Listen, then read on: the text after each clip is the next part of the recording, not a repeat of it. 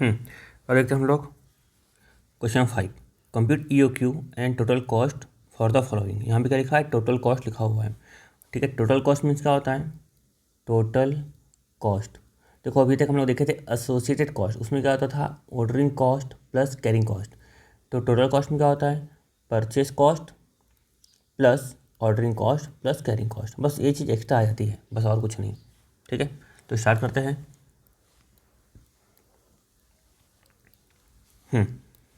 Annual demand दी हुई है 5000 unit. Unit की प्राइस है 20 रुपये। ठीक है, यानी इसकी प्राइस कितनी है, 20 रुपये। और क्या काम आता है आप लोग को मालूम चल गया होगा, सी निकालने के काम आता है। तो एनुअल डिमांड है तो ए आ गया, एनुअल डिमांड है तो ए आ गया। उसके बाद ऑर्डरिंग कॉस्ट, ऑर्डरिंग कॉस्ट कितनी है 16, यानी कि ये क्या आ गया, ओ आ गया। उसके बाद ये स्टोरेज कॉस्ट मैं शुरू में बताया था आपको, है ना, storage cost, interest cost, obsolescence rate, यानी कि स्टोर कैरिंग करने के लिए खर्चा आता है, ये स्टोर करना है। इंटरेस्ट जो ब्लॉक हो गया है वो, है ना, ये माल जो पुराना हो गया है वो कितना दिया हुआ है, 2 + 12 + 6 20, 20 × 20% = 4। ये क्या आ गया हमारा, सी आ गया। ठीक है, तो पहले हमको AOC निकालने को बोल रहा है, तो AOC निकाल देंगे हम लोग, यानी कि EOQ निकालने बोल रहा है। 2 ×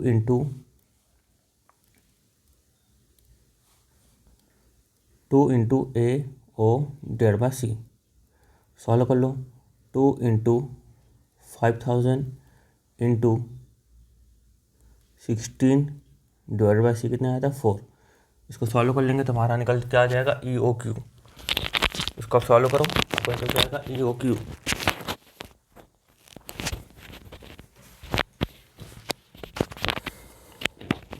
तो 2 × 5000 × 16/4 √ EOQ कितना आया हमारा, 200 आया EOQ। उसी केस में क्या निकालने है, टोटल कॉस्ट निकालने के लिए बोल रहा है, तो निकाल लेंगे हम टोटल कॉस्ट। यहाँ पे अपन सॉल्व कर लेते हैं टोटल कॉस्ट के बारे में। टोटल कॉस्ट पहले क्या निकलेगा, टोटल कॉस्ट में परचेस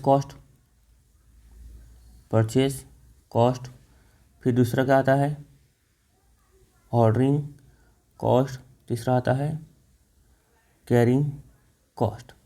तो परचेस कॉस्ट कितना मंगाना है हम लोग को, साल भर में 5000 मंगाना है, तो 5000 × 20, 5000 × 20, ठीक, कितना हो जाएगा हमारा, 1 लाख हो जाएगा। तो इक्वल टू आ जाएगा 1 लाख। ऑर्डरिंग कॉस्ट कैसे निकलता है, number of order into cost per order. तो नंबर ऑफ ऑर्डर कैसे निकलेगा, साल भर में हम लोग को कितना चाहिए, 5000 यूनिट चाहिए, 5000 यूनिट चाहिए साल भर में। और एक बार में कितना मंगाएंगे हम लोग, 200। तो निकल जाएगा number of order into cost per order कितना दिया हुआ था हमारे सामने, 16 दिया हुआ था। ठीक है, तो इंटू कर देंगे 16, इक्वल टू कितना आ जाएगा, 5000/200 × 16, ये आ गया हमारा 400। और यहाँ 400 वाला आने वाला है, हमको पहले से मालूम है, क्यों, at EOQ level buying cost equal to ordering cost. और ये कैसे निकलता है, carrying cost, average inventory into CCPUPA। 200 मंगाएंगे शुरू में, साल के आखिरी में धीरे धीरे करते हैं 0 बचेगी। ऑनलाइन इन्वेस्ट कितना आ गया, 100 आ गया, into carrying cost per unit per annum कितना निकाले थे, 4। तो कितना आ जाएगा यहाँ पे, वापस यहाँ पे आ गया 400। ठीक है, कितना आ गया वापस 400। ठीक है, ये ऐसा है, 2 × 2 400 आ गया। तो कितना आ गया यहाँ पे, 1,08,000 आ गया टोटल, ख़त्म। एकदम आसान है।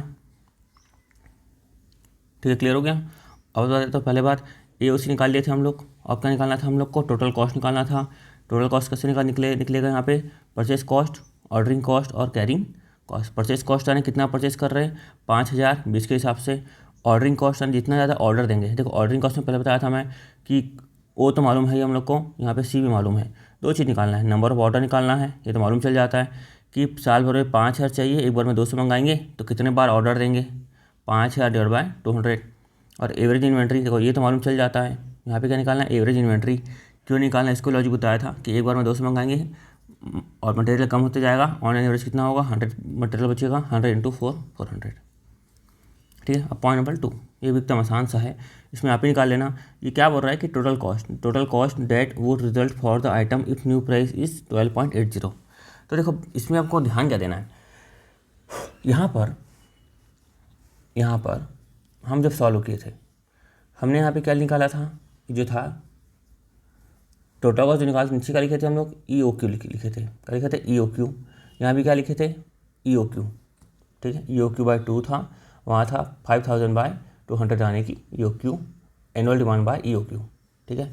अब देखो जब यहाँ पर सर कुछ बात बताने वाली बात भी नहीं है, यहाँ पर जो सिंपल सी बात है कि जब आप AOC निकालते हो 2 × AOC, तो 2 × A तो वही का वही रहेगा, A कितना था भाई 5000, ये 5000 वही का वही रहेगा, 16 भी वही का वही रहेगा, लेकिन C तो चेंज हो जाएगा ना। जब ये 12.80 हो गया, पहले प्राइस कितनी थी 20, पहले प्राइस कितनी थी 20 और प्राइस कितनी होगी 12.80, तो जब हम लोग C निकालेंगे, जब C निकालेंगे तो क्या होगा 12.80 × 20%, तो हमारा EOQ चेंज हो जाएगा, हमारा EOQ चेंज हो जाएगा। तो कितना आया हमारा EOQ 2.56 आया C, और EOQ आएगा 2 × 5000 × 16 डिवाइडेड बाय 2.56, कितना आया यहाँ पे, और ये √250 हमारा आया EOQ, ठीक है। एकदम आसान है, खाली ये चेंज होगा, बाकी सेम टू सेम ऊपर जैसा ही है, क्योंकि यूनिट की प्राइस पर 20 थी, अब कितनी हो गई 12.80 हो गई। अब वही टोटल कॉस्ट निकाल लो आप, 250 के हिसाब से निकालेंगे टोटल कॉस्ट। एकदम फास्ट मैं आपको बता देता हूँ, total cost if unit price कितनी है 12.80, ठीक है। तो पहले क्या आएगा यहाँ पे परचेस कॉस्ट कितना आ जाएगा 5000 × 12.8, ठीक है। फिर ऑर्डरिंग कॉस्ट, फिर कैरिंग कॉस्ट, सॉल्व कर लो। ऑर्डरिंग कॉस्ट कैसे आएगा, number of order into cost per order. 5000 साल पर मंगाना है, एक बार में 250 का ऑर्डर देंगे, या आगे number of order, cost per order था 16। एवरेज इन्वेंटरी कैसा आ जाएगा, CCPUP हम लोग कितना निकाले थे अब यहाँ पे 2.56, ठीक है।